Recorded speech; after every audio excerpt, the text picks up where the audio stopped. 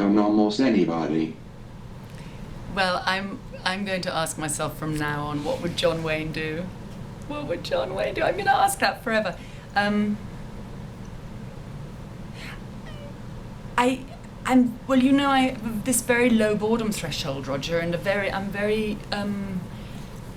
I like to play, and I really like feeling,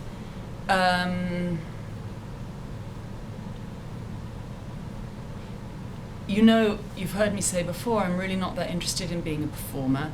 If there's one thing that keeps me performing, it's this subject of transformation, and the subject of what is the point of departure when you have a character who is a raving alcoholic and has got the idea that she will never be able to care for somebody, or an extremely conservative mother whose husband is away on an Air Force carrier, and she's looking after her children in a very sort of responsible way, or a young nobleman doing his thing, trying to get the testosterone kick in or whatever, and you take these characters who feel like they are set, who feel like they've got their sort of character down.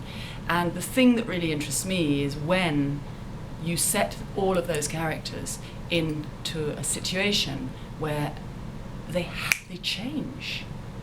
They change into someone who cares for a child. They change into someone who starts dealing with a blackmailer. They change into someone who, is faced with the realities of war and becomes a woman, or whatever, and that is monotonously repetitive in my work. I have to say, I'm aware that that's the sort of grit in the oyster for me, is this moment of challenge that, and the reason I'm interested in that is because I really believe, that transformation, that natural morphing of identity is something that always occurred to me as very natural. And I'm very struck, as I grew up, as I noticed society, I noticed people causing themselves terrible heartache because when these inevitable change moments come, really, really taking it personally and taking it very badly that they might be asked to change. And that really moves me, that people suffer so much when they feel change come upon them. And it moves me that people don't embrace their sort of natural day-to-day morphing.